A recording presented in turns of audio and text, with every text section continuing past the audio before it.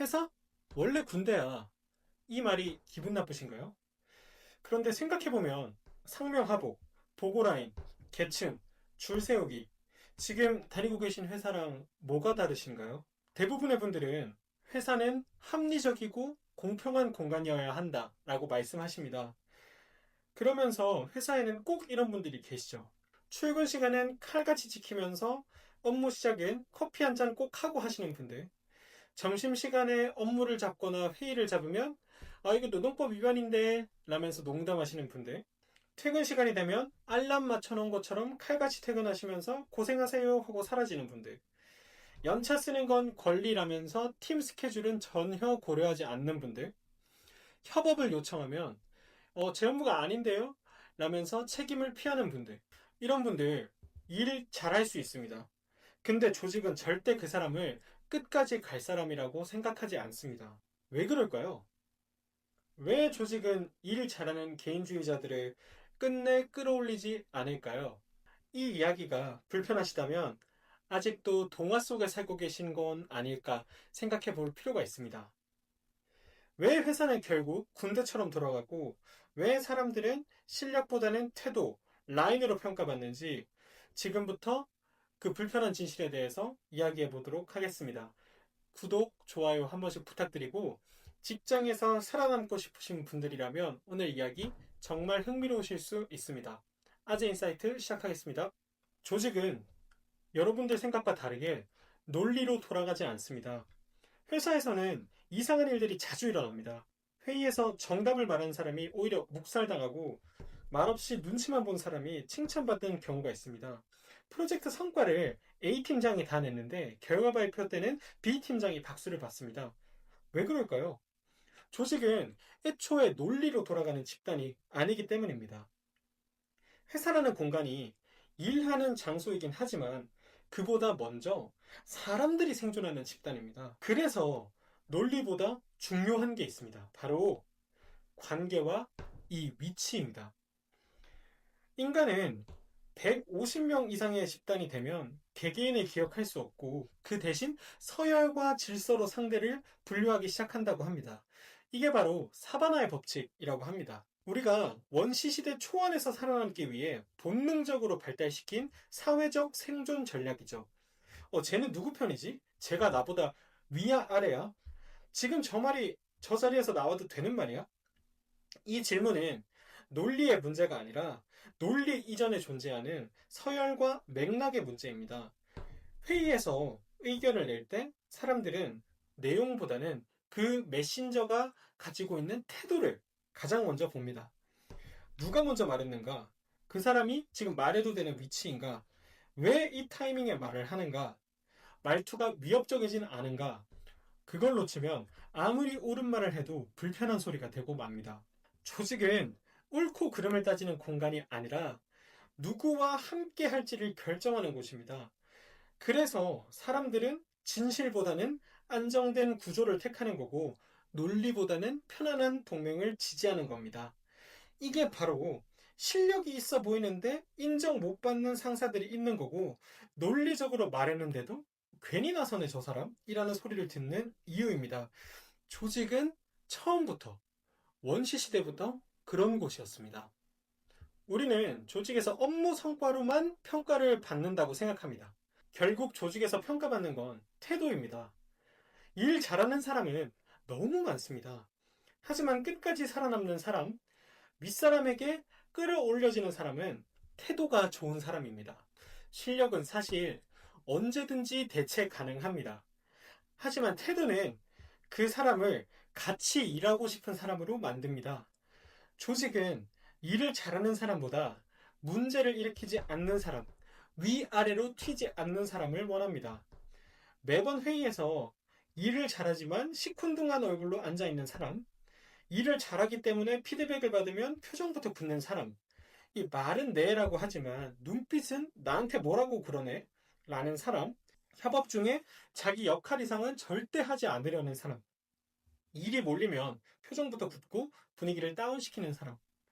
이런 태도는 그 사람이 아무리 일을 잘하고 유능하다고 하더라도 조직 안에서 위로는 올라갈 수 없는 사람으로 낙인을 찍습니다. 반면에 피드백을 주면 받아들이고 즉시 반응하는 사람, 본인 실수를 먼저 인정하고 재발 방지를 이야기하는 사람, 부정적인 상황에서도 얼굴에 웃음을 잃지 않으며 책임감을 보이는 사람, 분위기를 깎지 않으면서 할 말을 조심스레 하는 사람, 내 말을 반박할 때도 나를 적으로 만들지 않는 사람. 이런 태도를 갖춘 사람은 말투와 표정, 타이밍이 반응들과 합의를 이룹니다. 그걸 잘 다루는 사람이 쟤는 믿고 맡길 수 있는 사람으로 평가를 받습니다. 실력은 기술이고 태도는 신뢰입니다. 회사는 유능한 사람보다는 불안하지 않는 사람을 먼저 끌어올립니다. 그 판단은 보고서나 실적표가 아니라 매일의 태도에 의해서 조용히 평가받고 있습니다. 회사에서 줄을 선다는 것의 진짜 의미를 이야기해 보겠습니다. 저 사람은 줄 잘 서서 승진했대. 일은 나보다 못하는데 윗사람들이 이뻐하더라. 이런 뒷담 한 번씩 들어보셨을 겁니다. 그리고 그럴 때 속으로는 이렇게 생각을 하죠. 나는 아부를 잘 못하겠어. 보기 싫어. 줄 선다는 건 되게 비겁한 일이야. 근데 정말 그럴까요?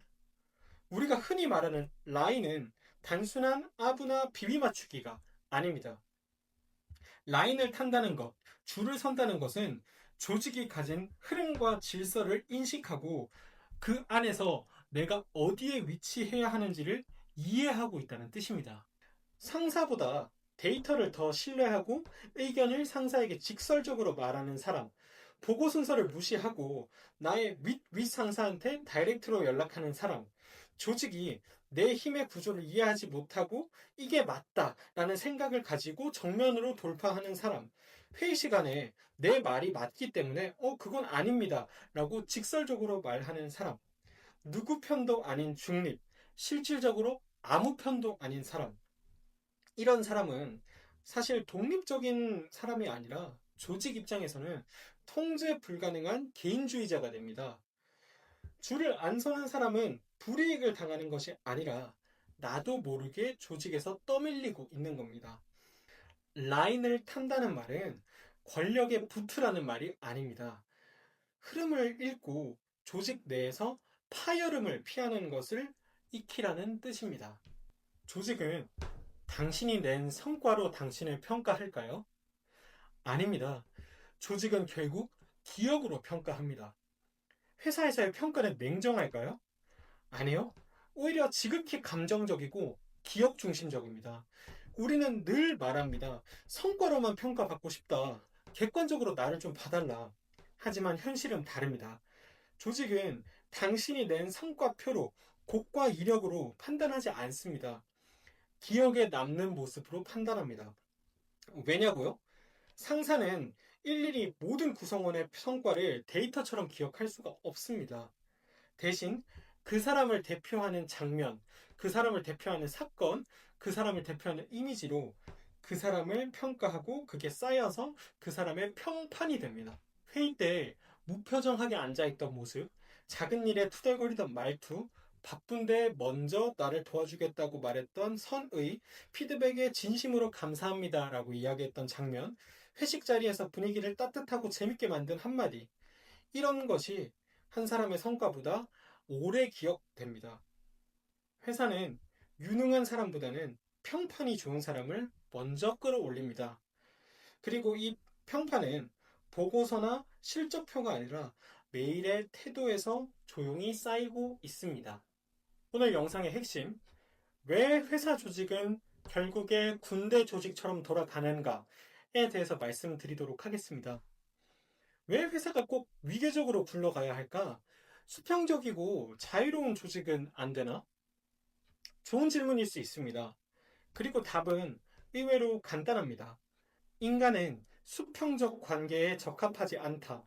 진화 심리학에는 이런 말이 있습니다. 아까도 말씀드렸듯이 인간은 150명이 넘는 집단에서 개개인을 독립적으로 인식하기보다 서열과 힘의 구조로 판단하기 시작합니다. 그래서 조직은 성장할수록 군대화 된다 라고 이야기를 하는 겁니다. 사람이 많아질수록 효율을 위해서는 명확한 지휘 체계와 통제 구조가 필요합니다. 이건 감정이 아니라 구조의 필연입니다. 보고 체계는 왜 필요한가? 지시 계통은 왜 명확해야 하나? 상사의 말은 왜 그 말 이상이 되어야 하는가?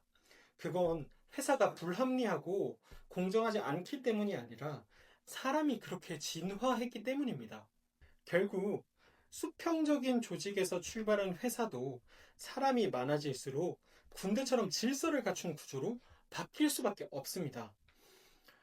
그래서 조직에서 군대를 다녀왔나, 군대를 다녀온 사람을 선호한다 라고 말하는 이유는 군대를 좋아하는 것이 아니라 군대가 가장 원초적인 위계 조직이고 그 안에서 자기의 위치와 윗사람, 지시의 무게를 경험한 사람은 이 회사 구조에 대한 설명을 하지 않고도 적응이 빠르기 때문입니다. 회사에서 일을 잘하는 것은 사실 기본이고 태도는 생존이고 위계는 필수입니다. 누구를 따라야 하고 어떻게 말을 해야 하고 언제 물러서야 할지를 아는 사람, 이런 사람이 조직에서 끝까지 올라갑니다. 그렇다면 조직에서 성공하려면 어떻게 해야 할까요? 5가지 말씀드리겠습니다. 첫 번째, 서열을 부정하지 말고 정확하게 읽어라. 두 번째, 줄을 서는 것이 아니라 줄을 이해해라. 세 번째, 서열 위의 사람한테는 절대 정면 승부가 아니라 이 조율로 방어해라. 네 번째, 이 실력은 경쟁이고 태도는 동맹이다. 다섯 번째, 결국 조직은 감정이 아니라 구조와 기억으로 움직인다는 걸 깨달아라. 결론은 하나입니다. 조직은 서열이고 서열은 생존과 효율을 위한 인간의 본능입니다. 이 구조를 이해하고 읽고 이 조율할 수 있는 사람만이 조직에서 망가지지 않고 천천히 올라갈 수 있습니다. 회사는 원래 군대다 라는 말보다 회사는 조직이다 라는 말이 맞을 것 같습니다. 이 말은 참 서글프지만 그걸 이해한 사람만이 회사라는 낯선 땅에서 길을 찾을 수 있습니다. 이 구조를 아는 건 무릎 꿇기 위함이 아니라 허리를 펴고 버티기 위한 전략이라고 생각해 보는 건 어떨까요? 우린 사실 모두 불완전합니다. 그 안에서도 함께 가는 법, 망가지지 않는 법, 그리고 내가 잘 되는 법을 배워야 합니다. 오늘 이야기 속에서 과거의 내 모습이 떠오른 장면, 혹은 지금의 내 고민과 겹치는 순간이 있었을까요? 댓글로 남겨주시면 당신의 이야기가 또 다른 누군가에게 힘이 될지도 모릅니다. 그리고 이 조직 속 어딘가에서 조용히 버티고 있는 모든 사람들에게 이 영상을 전해주시면 감사하겠습니다. 구독과 좋아요는 이 정글 같은 유튜브 조직에서 제가 살아남는 데 큰 힘이 될 것 같습니다. 여기까지 시청해주셔서 감사합니다. 아재인사이트였습니다.